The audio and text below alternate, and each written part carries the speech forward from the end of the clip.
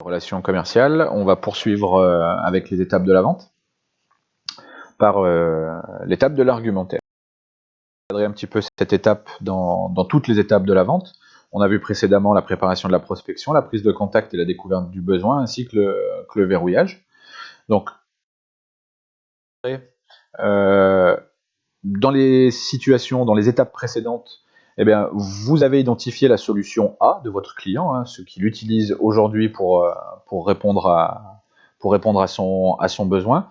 Vous avez également peut-être réussi à identifier des points d'amélioration concernant cette solution A, donc des points d'amélioration qui peuvent porter sur le gain de temps, sur des économies, sur de meilleures performances, sur une meilleure rentabilité, sur de meilleurs rendements par exemple. Vous avez ensuite procédé et validé un verrouillage avec votre client, c'est-à-dire que vous êtes tombé d'accord sur la bonne compréhension de la situation A et sur éventuellement un besoin à combler, une amélioration à apporter. Et bien entendu, c'est l'objectif de l'argumentation, cette amélioration, cette meilleure solution, c'est la solution B qui est représentée par votre produit. L'argumentation, pour rappel, l'objectif c'est de faire comprendre à votre client ou à votre prospect les avantages de votre produit.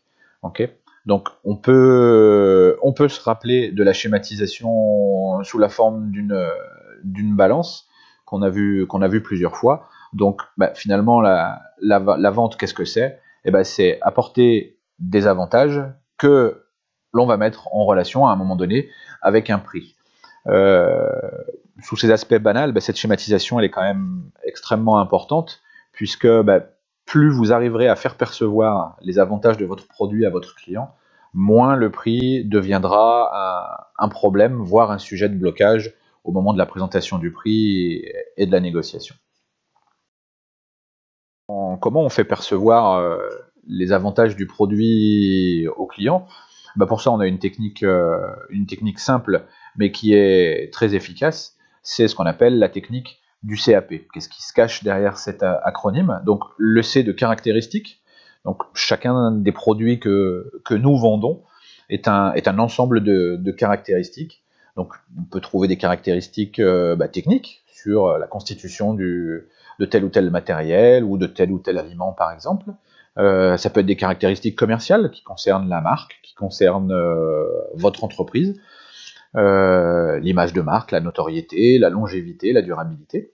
Et puis, on va pouvoir aussi trouver des caractéristiques qui sont humaines, qui sont liées à ce que vous êtes vous en tant que commercial et votre capacité à instaurer un climat de confiance et de sympathie avec le client.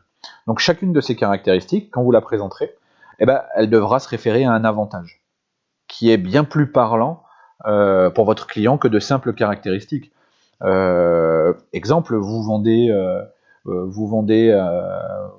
un outil quelconque. Prenons l'exemple d'un tracteur. Un tracteur, une fiche technique, c'est des centaines de caractéristiques différentes. Si vous avez en face de vous un client ultra technique, il comprendra très vite quel avantage il va tirer de telle ou telle caractéristique. Par contre, si vous avez des clients moins techniques, peut-être que un certain type de caractéristique ne lui parlera absolument pas. Alors, prenons l'exemple d'une boîte PowerShift, par exemple. Si le client sait ce que c'est, très bien, il verra les avantages. S'il ne sait pas ce que c'est, vous devrez lui apporter l'avantage généré par cette caractéristique. Et puis enfin, le client il n'est pas obligé de vous croire sur parole, donc vous essaierez d'apporter la preuve de ce que vous avancez.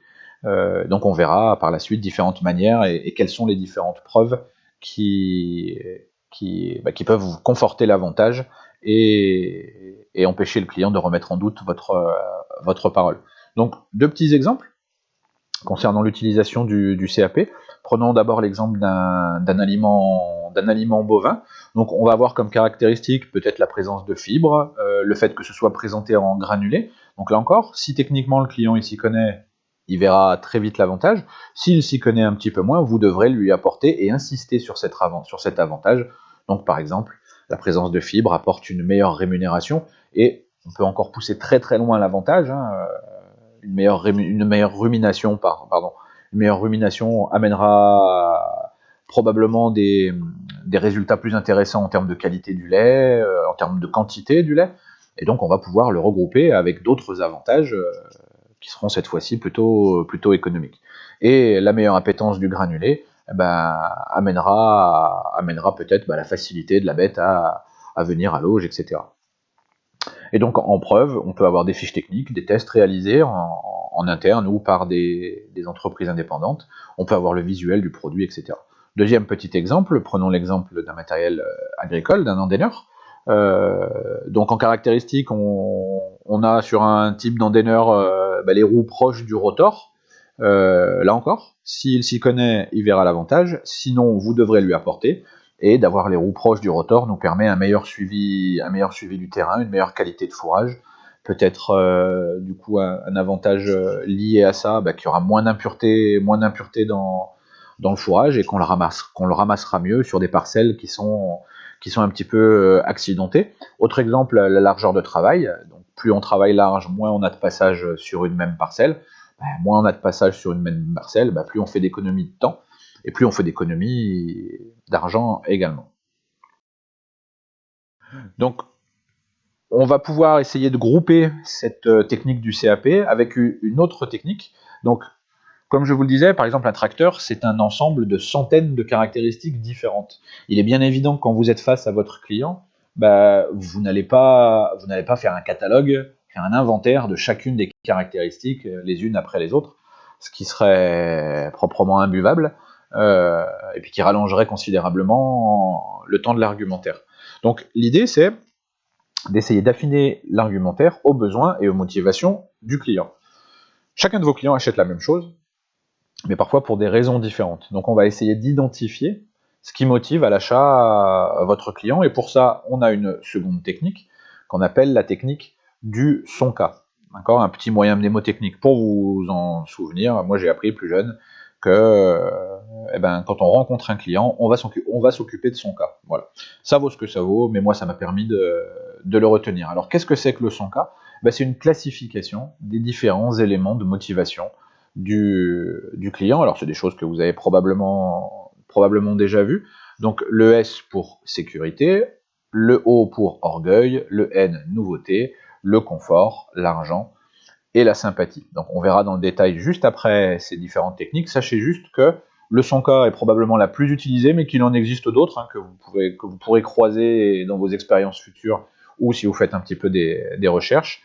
Par exemple, le Picsou, où on retrouve sensiblement les mêmes choses que dans le 100K, le Sabonne et le repère, avec quelques petites distinctions. Quelle que soit la technique que vous choisissez d'utiliser, l'intérêt est toujours le même, l'importance est toujours la même, c'est-à-dire pouvoir comprendre mieux son client. Donc ça, c'est des choses que vous découvrirez lors de la découverte du besoin. Et puis une fois que vous avez découvert ces sensibilités principales, vous allez adapter votre argumentaire sur les motivations principales du client. Encore une fois, ça va vous éviter de faire un inventaire de toutes les caractéristiques du produit pour n'en sélectionner que quelques-unes qui seront très parlantes aux yeux de vos. Donc, dans le détail du 100K, lorsqu'on parle d'éléments de motivation de sécurité, c'est par exemple la sensibilité à la sécurité des biens et des personnes, à la longévité du matériel, à sa solidité, etc. Donc, quand vous avez un client qui vous parle de est-ce que c'est solide, est-ce que ça va pas être en panne sans arrêt, c'est par des arguments de sécurité qu'il va falloir présenter les avantages de votre produit. Pour ce qui est de l'orgueil, c'est que vous avez en face de vous quelqu'un qui est soucieux de l'image qu'il va renvoyer et qui recherche un certain prestige à la consommation de tel ou tel produit. Donc là encore, vous allez trouver des avantages en lien avec l'orgueil. Vous êtes une marque reconnue, vous êtes le numéro 1 du secteur, il y a très peu de matériel de cette taille vendu sur le secteur et votre client sera le premier à l'avoir, etc., etc. Pour ce qui est de la nouveauté, donc vous avez en face de vous un client qui veut être à la pointe du progrès, qui aime les expériences nouvelles. L'agriculture est de plus en plus connectée, donc il y a peut-être des cartes à jouer à ce niveau-là. Donc sur du matériel, ça peut être tout ce qui est isobus, ça peut être tout ce qui est GPS. Et puis pour d'autres domaines, ça peut être les outils d'aide à la décision, notamment sur des plans de fumure, notamment sur des itinéraires culturaux, etc. Quand on parle de confort, donc c'est que le client recherche un minimum d'effort et un maximum de bien-être, la simplicité d'utilisation. Encore une fois, ce sont des exemples, il pourrait y en avoir d'autres, mais le fait d'avoir une cabine avec un siège entre guillemets suspendu, ça permet d'avoir moins mal au dos. Le fait que l'aliment soit livré à domicile directement dans le silo du client, là aussi, ça peut être un argument de confort. Concernant l'argent, donc on va avoir là la recherche des économies, les facilités de financement et le rapport qualité-prix. Parfois, c'est assez souvent la première clé d'entrée d'un client, l'argent, combien ça coûte, combien ça va pouvoir me rapporter. Donc, si vous avez des gens qui sont très très très portés sur l'argent, eh ben c'est des choses à mettre en avant. Et enfin, la sympathie, c'est la sensibilité à la relation commerciale avec le vendeur, la marque, le produit ou l'entreprise. Donc on parle parfois de deux types de sympathie. La sympathie pour le produit, est-ce que c'est un produit qui lui a fait tilt? Est-ce que c'est un produit qui a des caractéristiques entre guillemets sympas? Alors je pense à Valtra qui propose des tracteurs avec une couleur personnalisable, par exemple, ça peut être ça. Et puis le deuxième aspect de la sympathie, c'est la sympathie pour le vendeur, ou plus largement pour l'entreprise. Donc là, ça va être la qualité de la relation commerciale. Donc vous pourrez mettre en avant certains avantages comme le suivi, etc. Le suivi régulier, le dépannage 24/24, bref, ce type de... Pour essayer de se donner une vision complète, et c'est le travail qui vous sera demandé par la suite, donc on peut regrouper ces deux techniques au sein d'un même tableau pour préparer au mieux son argumentaire. Donc un tableau tout simple, dans lequel sur les colonnes on va retrouver le CAP, et sur les lignes on va trouver le son K. Ensuite, selon les produits que vous vendez, charge à vous de venir remplir ces cases. Donc tout ce que je vais vous proposer là, c'est vraiment à titre d'exemple, et bien sûr, vous devrez adapter à chacun de vos produits. Donc si on reste sur l'exemple d'un tracteur, par exemple, les caractéristiques liées à la sécurité, ça peut être une cabine blindée ou une cabine sans clé. Quel est l'avantage de cette caractéristique-là? Si la cabine est blindée, il n'y a pas de risque de blessure. S'il n'y a pas de clé, il n'y a pas de risque de perte. Autre exemple pour l'orgueil, lui dire que votre client serait le premier utilisateur dans la région, que c'est une marque reconnue. L'avantage, c'est renvoyer une image de pionnier. Les gens qui sont très portés sur l'orgueil seront très intéressés par le fait d'être le premier et peut-être l'unique utilisateur de telle ou telle machine. Peut-être aussi se dire, il n'y a que moi qui peux me la payer, et vis-à-vis des autres, ça a son petit effet. Ou alors si c'est une marque reconnue, par exemple, afficher sa réussite, afficher la bonne santé, qu'elle soit réelle ou non, afficher la bonne santé de son exploitation. Pour l'aspect nouveauté, on peut parler de nouvelles gammes, de nouvelles options, avec l'avantage d'avoir de meilleures pratiques de travail et de voir évoluer ses résultats. Pour le confort, une simplicité d'utilisation, un siège matelassé, la climatisation, avec comme avantage une meilleure prise en main et moins mal au dos, par exemple, pour l'agriculteur. Donc pour ce qui est d'argent, vous pouvez parler d'éventuelles remises, de produits basse consommation, on pourrait y ajouter des possibilités de financement. Donc le fait que ce soit un achat moins lourd et les économies réalisées sont des gros avantages liés à ces caractéristiques. Et enfin, pour la sympathie, comme je l'ai dit, sympathie pour le commercial, donc le suivi régulier, et sympathie pour le produit, un design amélioré. Alors là, pour le coup, on sort du tracteur, je pense au tunnel, qui essaye de s'inscrire au mieux dans le paysage, avec des bâches de différentes couleurs. Le suivi régulier du commercial, c'est très très présent et très très important. Si vous commercialisez de la semence, des intrants, si vous commercialisez de l'alimentation animale ou des produits de complément, voire des produits vétérinaires.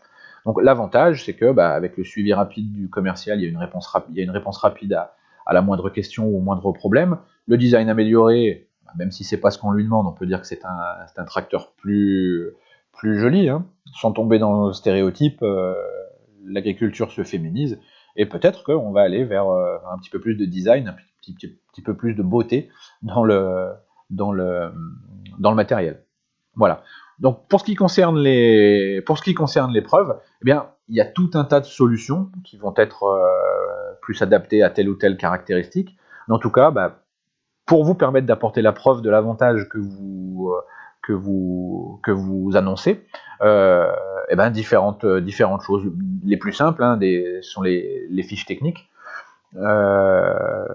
Et vous pouvez aussi proposer de la démonstration dès lors que c'est possible. Ce qui fonctionne très très bien, c'est le témoignage de clients. Si vous avez déjà sur le même secteur géographique des clients utilisateurs de ce que vous êtes en train d'essayer de vendre, pourquoi pas prendre votre prospect par la main et l'emmener chez un client utilisateur qui lui dira ce qu'il vit avec le matériel. Et c'est d'ailleurs un bon système puisque souvent les témoins, entre guillemets, auront un discours franc, et leur parole aura parfois plus de portée que la parole du commercial. Alors par contre, en tant que commercial, il faudra que vous vous assuriez, bien sûr, d'amener votre prospect chez un client qui aura un discours positif vis-à-vis de votre machine. Ne l'emmenez pas chez le client dont le matériel a un défaut et qui est tout le temps en panne et que vous êtes en litige avec. Ensuite, il peut y avoir des études de marché, des résultats de tests, des bancs d'essai, où la notoriété de la marque à elle seule suffit, l'expérience du commercial, des prix d'innovation, des brevets, les parts de marché, etc., etc. Donc à chaque fois que vous annoncez une caractéristique, essayez toujours d'annoncer l'avantage qui va avec et de fournir la preuve de ce que vous avancez. Si vous vous penchez un petit peu sur les documents commerciaux, notamment les fascicules pour le matériel agricole, vous vous rendez compte que finalement, tous les documents commerciaux sont construits de cette manière-là. Même d'ailleurs, ils inversent un tout petit peu. Souvent, le gros titre sur une page, le gros titre, c'est avantage, c'est l'avantage.